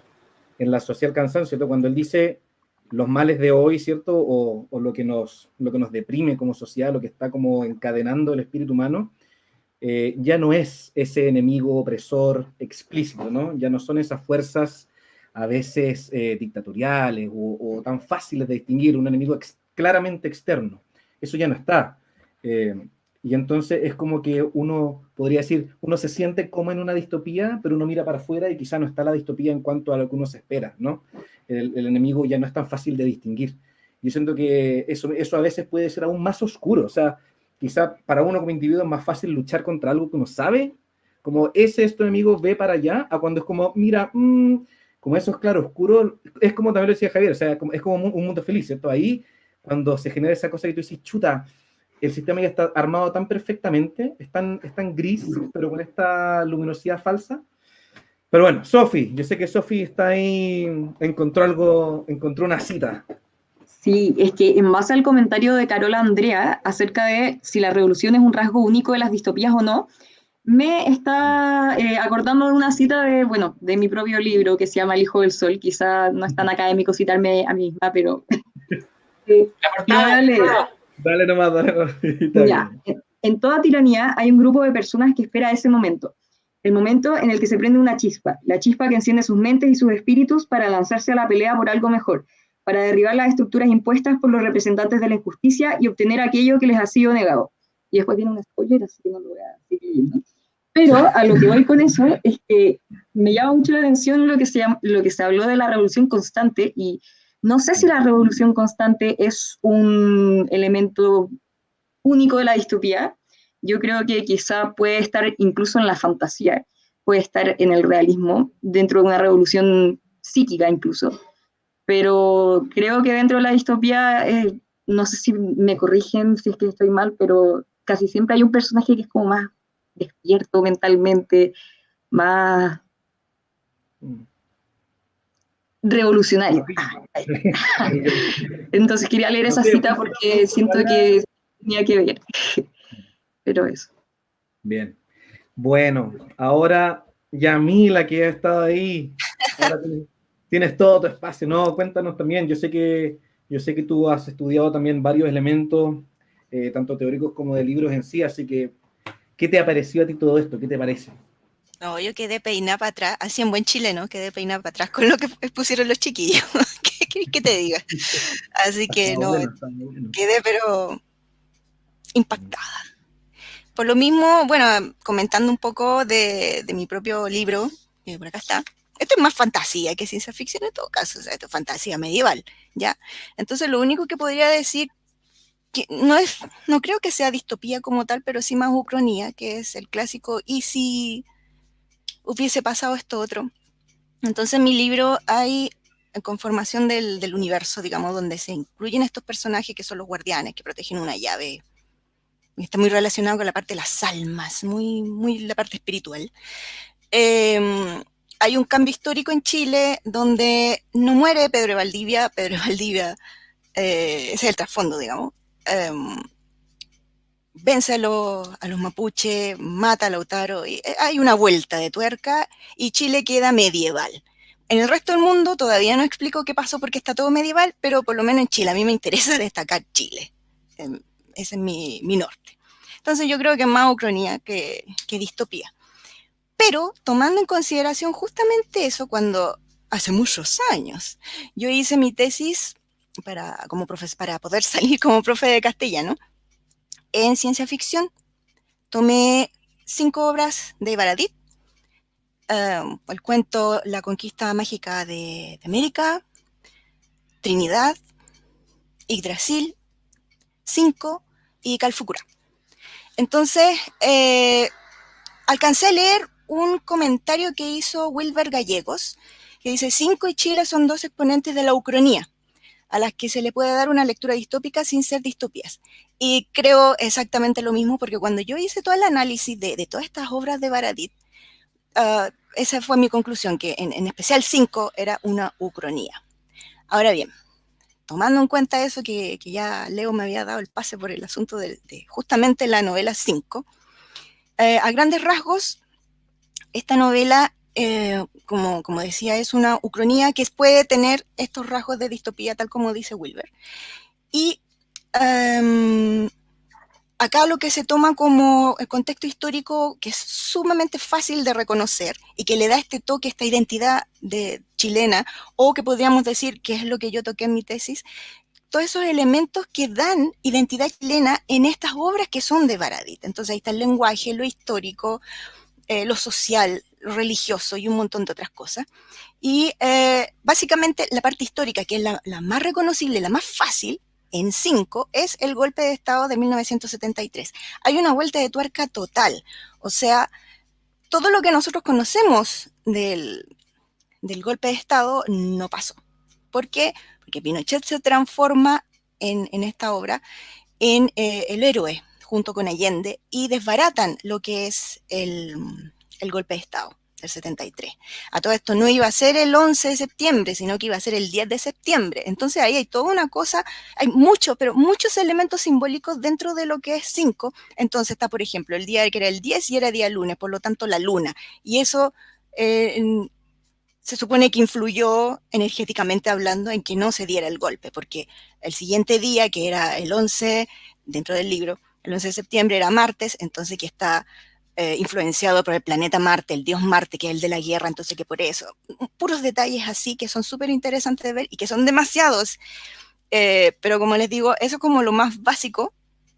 Y 5, como tal, se supone que es un proyecto informático de la época de Allende en que se pretendía conectar todo Chile y posteriormente al resto de América Latina en una red informática que mantuviera, digamos, algo así como una gran federación o confederación de países, muy en la onda de la propuesta de Bolívar, ya que fuéramos un conjunto de países que trabajara por todos juntos, por vivir, por ser autosustentable, separándose de lo que sería, por ejemplo, toda esta dependencia económica de Estados Unidos.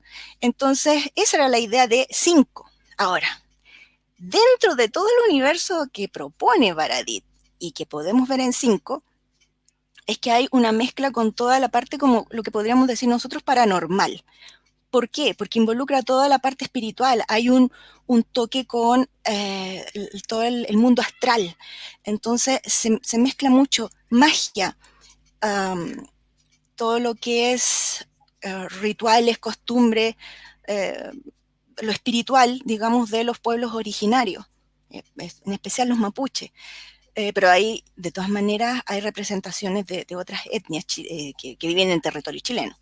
¿Ya? Y hay un montón de otros detalles, como por ejemplo, para que se logre esta unión entre lo tecnológico y lo astral, se ocupan los cuerpos de las personas, los cuerpos humanos, que son deshumanizados, son utilizados simplemente como un objeto, y, gran detalle, de las clases bajas. Por ejemplo, se ocupan niños, así, tal cual, se ocupan niños huérfanos porque el gobierno es responsable, tal cual dicen en el libro, el gobierno es súper responsable, entonces no, dentro de sus empleados no hay gente que esté casada o que tenga familia, sino que son puros huérfanos, porque si se mueren, ¿qué importa? Se murió. Total, era un pedazo del engranaje. Y entonces hay un montón de temas, subtemas ahí que son, a mí cuando yo leí todas las obras, y en especial 5, me chocó mucho. ¿Por qué? Porque hay una constante violación de los cuerpos, tanto de hombres como de mujeres, en especial de las mujeres. Descripciones de escenas muy crudas que dan cierto pudor, en realidad, porque ahí va reflejando muchas cosas que nosotros podemos identificar de la identidad chilena, por ejemplo, el machismo, ¿ya? ¿Qué otras cosas? La historia que pasó justamente por el asunto del golpe de Estado, la presencia de varios personajes que nosotros conocemos, como Elwin, por ejemplo, Ricardo Lago, el general Bachelet, están todos metidos, todos esos personajes que son parte de nuestra historia, mezclados con esto que es esta parte espiritual, astral, y de donde sacan energía. Ahora bien, bueno, para sus cosas, porque aquí hay una élite que lo único que quiere es poder, ¿ya? ¿Dónde estará pasando eso? Lo podemos traer inmediatamente a lo que es la narrativa actual, sobre todo en YouTube, ya con los youtubers que están todos metidos con esto de la conspiranoia, la narrativa conspiranoica, que está relacionada con los masones, con los reptilianos y un montón más, que también se relaciona con otras dimensiones, otros planos astrales, etcétera, etcétera. Están en 5. ¿Ya? Hay una mezcla que, como les digo, son tantos los detalles que uno queda mareada de leer tantas cosas y están todas como un gran rompecabezas y son lógicas dentro de la historia. Entonces se hacen verosímiles. Pero como les digo, la parte más dura de 5 es que finalmente tenemos una visión de lo que podía haber sido Chile, nótese, de lo que podía haber sido Chile, porque ni siquiera en el libro es. ¿Ya? Entonces hay ahí un juego incluso con el lector, en que finalmente nosotros decimos, bueno, ¿esto pasó o no pasó? Porque hubo un atentado a Pinochet, donde murió Lucía y uno de los hijos, y por eso él se vuelve en contra de todo el resto digamos, de los que iban a hacer el golpe, y los desbarata todo el plan, ¿ya? Entonces hay muchas cosas ahí que son interesantes de ver, incluso detalles como, por ejemplo, que Allende, va a ser un spoiler para el que no lo haya leído, pero está dentro de lo que estamos comentando, que Allende es considerado un golem. Entonces está metiendo otras cosas. Hay demasiados detalles que si la persona que lee no tiene idea, por ejemplo, de mitología, no solamente chilena, sino de mitología europea, por ejemplo, no va a entender. Cosas como esta relacionado con la parte más como paranormal. Por ejemplo, grupos como Golden Dawn, que son sociedades secretas, que estaban muy relacionadas con todo esto de la magia, el poder espiritual, el trascender, etcétera, etcétera. Entonces, mucha la información. Y como les digo, 5 refleja todos esos detalles que también están en Yggdrasil, que están en Trinidad, que están en el cuento, en la conquista mágica de América, y en Calfucura, aunque Calfucura, según mi apreciación, es como lo más infantil dentro de ese conjunto, es la más liviana, casi para cualquier público, versus las otras que son súper duras, y escenas muy duras, muy crudas, desagradables. Entonces, hay que tener un background, como cuando uno en el pasado quería leer, por ejemplo, el Quijote. Para entender el Quijote, tú tienes que tener un background muy amplio con respecto a lo que son todas las novelas de caballería, y ahí uno recién empieza a entender. Con 5 me pasó algo similar. Si no tengo idea de todos estos temas que van con lo astral, lo espiritual, lo tecnológico, etcétera, etcétera, no voy a entender y me voy a aburrir. Pero cuando uno entiende y capta todos estos detalles, más encima lo que es historia de Chile, el conjunto es una torta que tú vas cortando pedacitos y vas sacando más y más y más y más detalles. ¿Qué más puedo decir? Van a encontrar ahí personajes muy extraños, están como todo al revés, o sea, los militares son los que están exiliados y quieren volver. No es una cuestión que uno queda como, ¿what?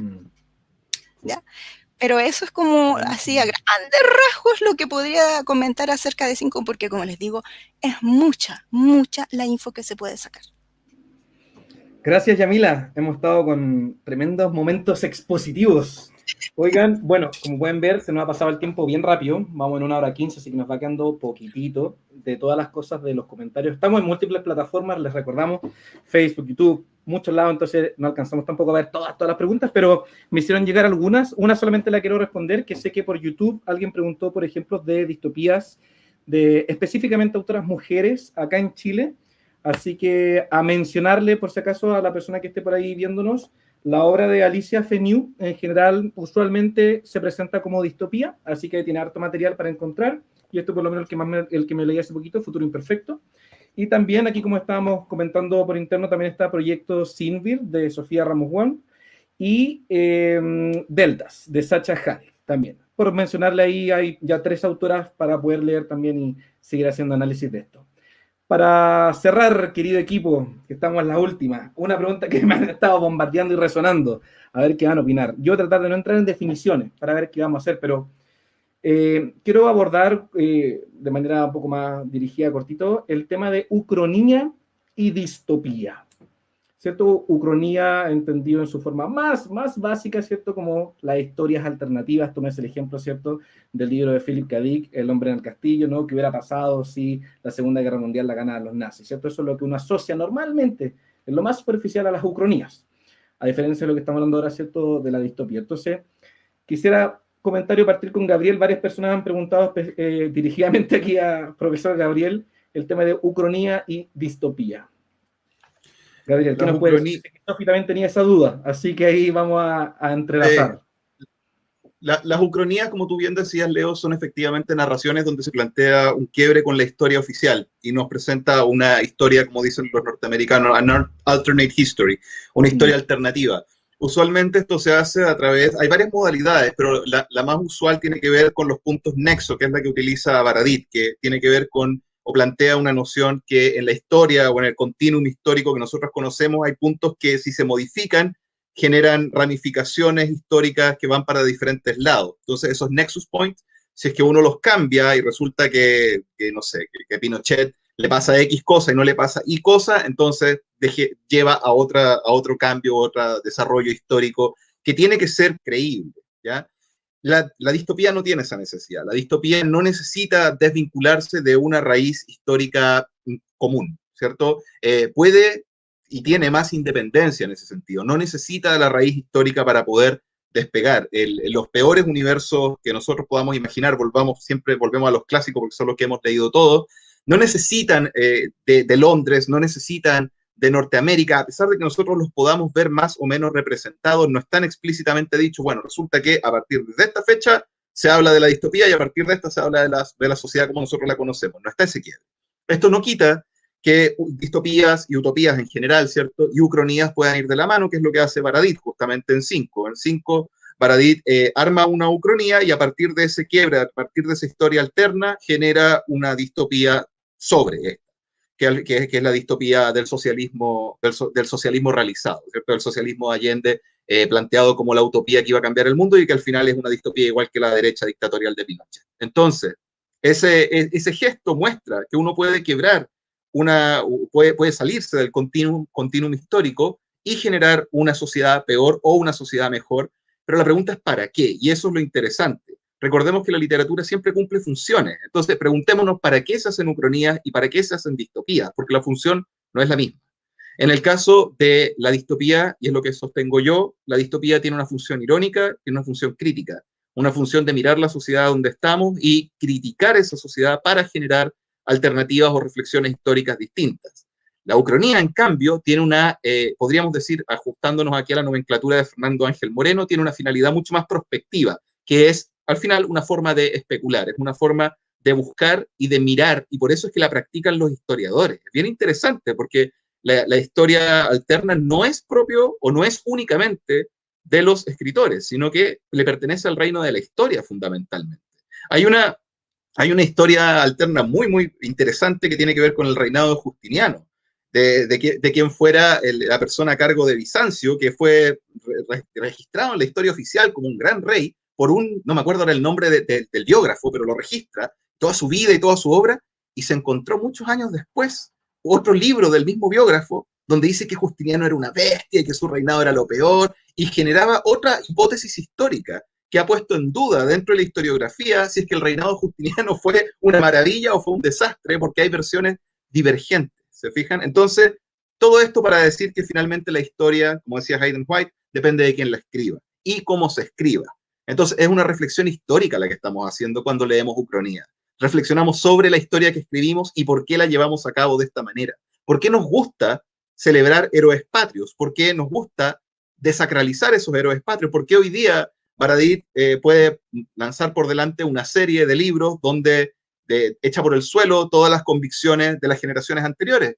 Bueno, hay un zeitgeist en este minuto que es receptivo a eso. Estamos en el momento de tirar abajo la estatua. Entonces, obviamente, es también el momento para generar bestseller y ganar plata con eso. Entonces, por ahí también va mi reflexión. La historia no es inocente, la historia es escrita con una finalidad y se escribe para generar cosas. Y las ucronías reflexionan sobre eso. ¿Por qué y para qué escribimos la historia? Eso. Buenísimo. Nos estamos quedando ya sin tiempo, que ganas de seguir conversando.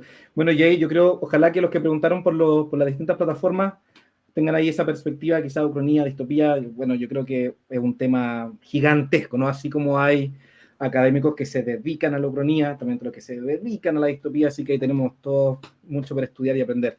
Así que bueno, lo que yo pensaba que fuese en torno a ucronía, realmente ahora solamente quiero invitarlos a que hagamos un cierre, un mensaje final, estamos justito en el tiempo, nos quedan 10 minutitos, son 6, así que les voy a dar el pase ahora ordenado para que cerremos, digan su mensaje final, qué les pareció esto, hacia dónde va, termínenlo como ustedes quieran, con una pregunta abierta, puede ser también. Yo desde ya agradezco porque ha estado fenomenal esta mesa. Así que voy a partir con estas fases de cierre, mensajes finales con David. Ahí sí, estoy silenciado. Bueno, me despido primero agradeciendo a todos y todas quienes nos estuvieron acompañando, mandando preguntas, viendo, reflexionando con nosotros y principalmente a ustedes que nos estaban... que me han estado acompañando. Bueno, quiero hacerles la invitación. Eventualmente yo tengo una pequeña página de Instagram que se llama @somoslenguados y que básicamente discuto distintas cuestiones sobre el lenguaje, la comunicación y la filosofía.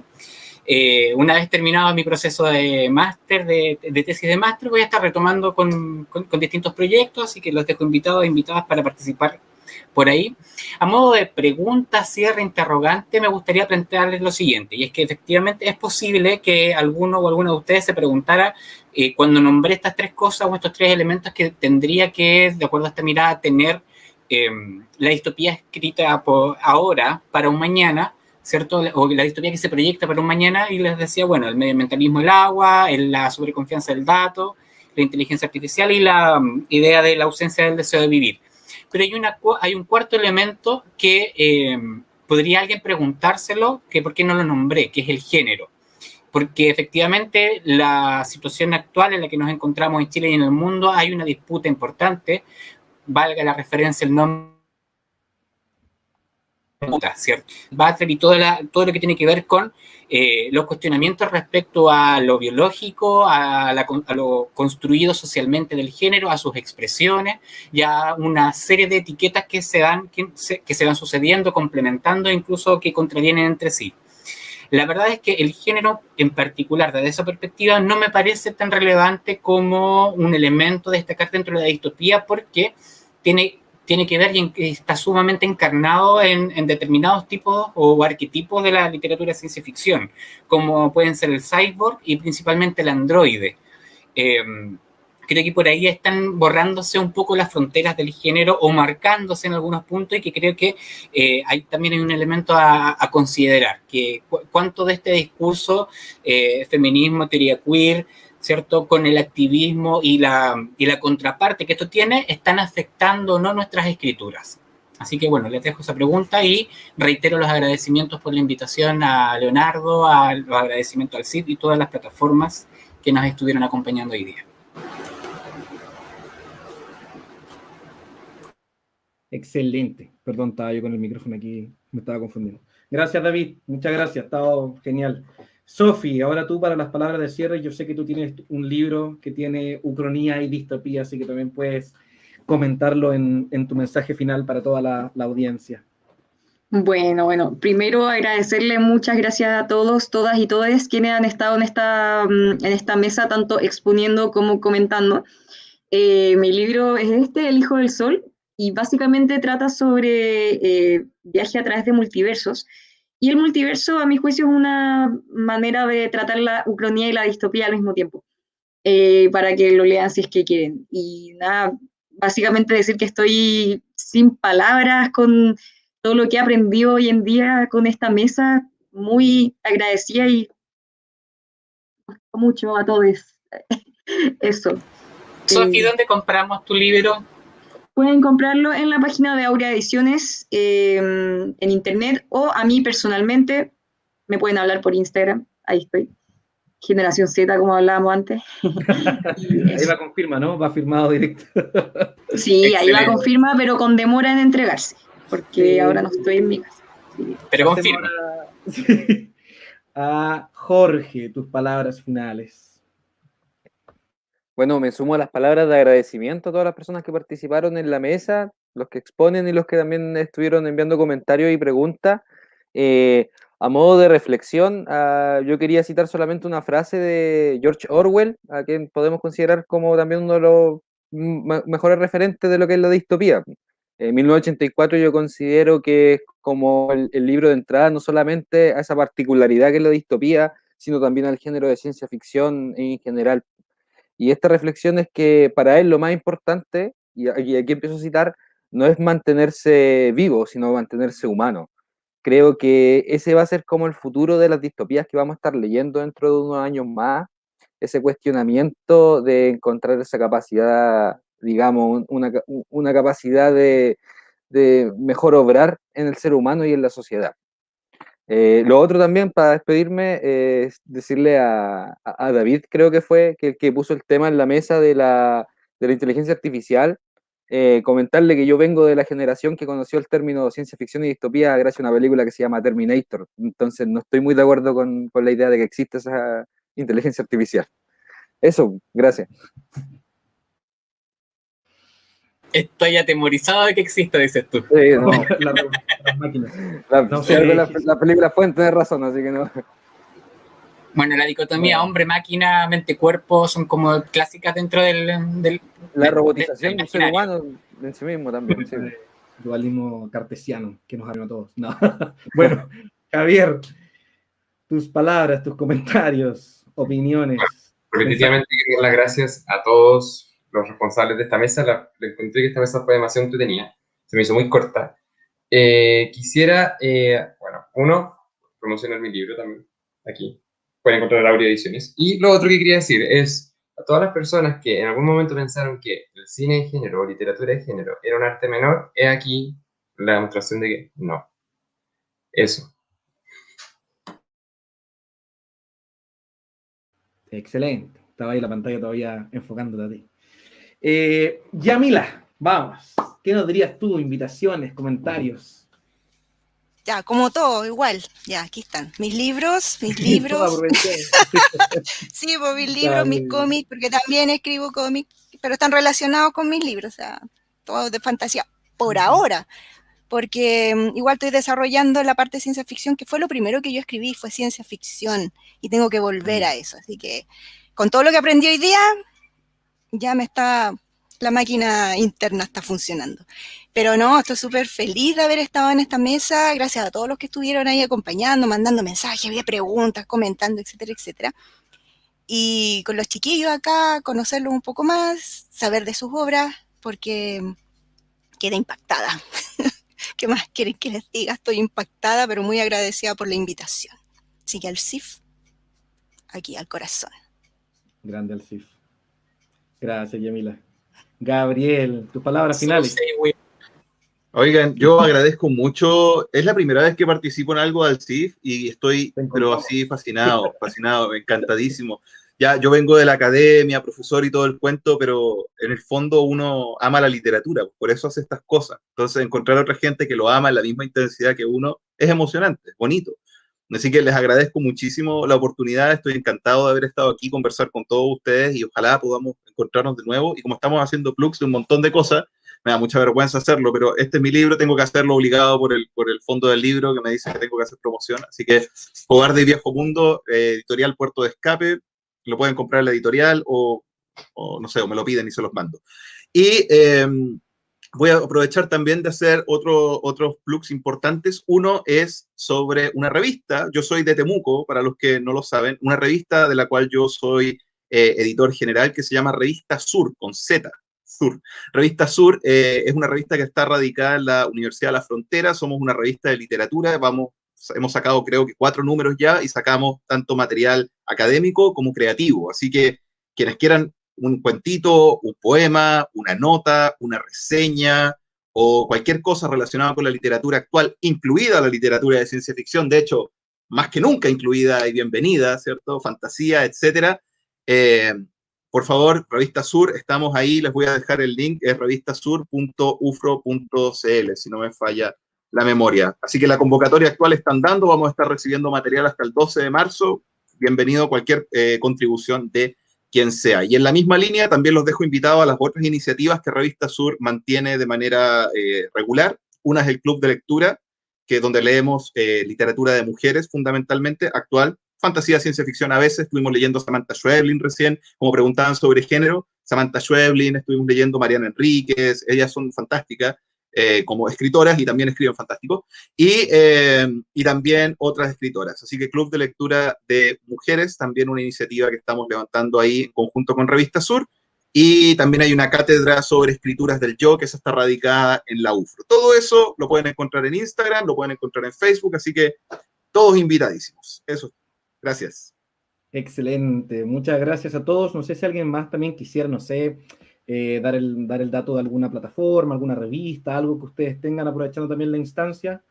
No sé, aprovecho ahí, creo que dijeron bastantes cosas. Bueno, todos los de acá tienen de alguna u otra forma redes sociales, así que para los que nos estén viendo, aprovechen aquí, conocer a todo el equipo, búsquenlo ahí, escríbanle, mándenles cosas, no sé, memes, cosas por el estilo. Bueno, yo quiero decir que ya empezamos ahora a cerrar la mesa. Y mensaje para Nelson, nuestra voz desde al interior de la cabeza.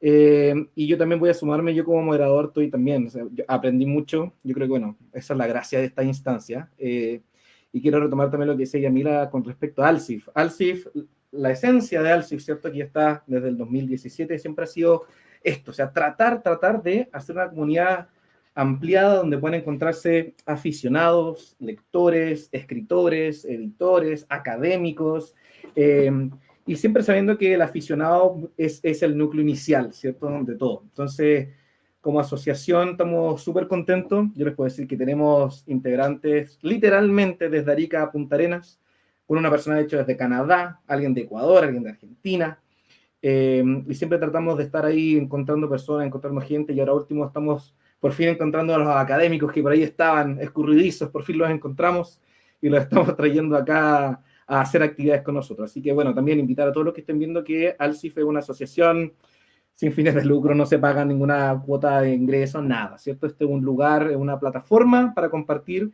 sobre literatura fantástica en su más amplio sentido. Así que quien quiera, recuerden que alcifchile@gmail.com, pueden mandar un mail simplemente, decir estoy interesado, y les van a decir, les van a dar la bienvenida, tienen que llenar un formulario muy simple y después ya entran a esta linda comunidad donde hacemos de todas las cosas posibles y damos muchísimas libertades. Funciona con comisiones, así que independientes. Hay mucho espacio para seguir creando y haciendo cosas. Ahí Yamila sabe que una de las comisiones recientes que se está haciendo en la asociación, ahí estuvo la Yamila trabajando full. Bueno, entonces, nuevamente, muchísimas gracias a todos, todas, por habernos iluminado desde distintos ángulos sobre las distopías ahora. Estuvo maravilloso. De verdad, yo les doy las gracias. Excelente mesa, excelente equipo. Así que espero también, ya se nos ocurrirá otra cosa para reunirlos nuevamente. Ahora, como me informan, tengo que dar el pase para lo que se viene con respecto, recuerden, estamos en el contexto de este Festival de Ñuble 2021. Es como la ñublecon, para los que se conocen las nomenclaturas de las convenciones americanas. Este es nuestro primer paso, ahí vamos a estar viendo cómo nos funciona lo demás. Y el próximo sábado hay otra mesa que está dedicada a la literatura fantástica al sur de Chile. Por supuesto, porque Ñuble, recordemos, es la casa que está ahora recibiéndonos virtualmente. Así que no se lo pierdan, mismo horario, mismos canales. También recordarle eso, los canales son el fanpage de Alcif, el YouTube de Alcif, y ahora ya estamos con apoyo de TVR Ñuble, de Fanzine Chonchón, de Psycho Geek, los amigos de Psycho Geek, y de QTA.cl. Cada vez tenemos más plataformas para mostrarnos, y si quieren sumarse más personas, adelante también. Y lo otro es que el Coordenadas Previas, el programa que se hace antes de esto, ¿cierto? Ese conversatorio un poco más tranquilo, también la próxima semana va a estar bien entretenido. Ahí está, que estuvo Javier y David. Va a estar, me informan que va a estar Marcos Cortés, que también es un escritor que se ha dedicado bastante a la fantástica en general.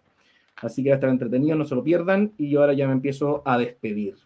Así que Nelson, estamos. Y bueno, me empiezo a despedir nomás.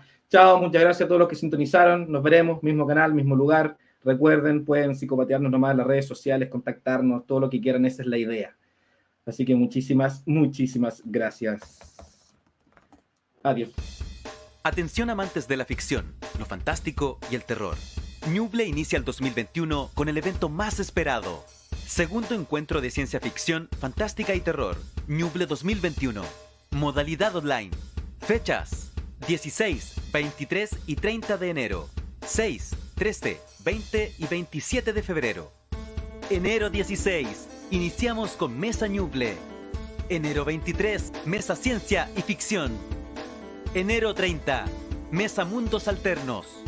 Febrero 6. Mesa Cine y Literatura. Febrero 13. Mesa Ciencia Ficción Chilena. Febrero 20. Mesa Fantástico al sur de Chile. Febrero 27. Finalizamos con Mesa Fantástica y Terror Chileno. Promueve Asociación de Literatura de Ciencia Ficción y Fantástica Chilena, ALCIF, en conjunto con TVR Ñuble.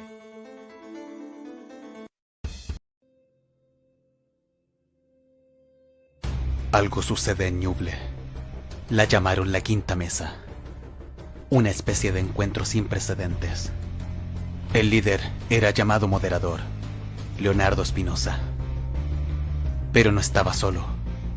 También David Muñoz, Gabriel Saldías, Javier Valderrama, Yamila Huerta, Sofía Bertelsen y Jorge Sangüesa. El mayor problema es que esto todavía no ocurre, y será este sábado 13 a las 20 horas. No podremos escapar. Transmite Alcif y colaboran TVR Ñuble, QTA.cl y Fanzine Chonchón. No mires a la oscuridad, porque puedes ver ficción distópica chilena.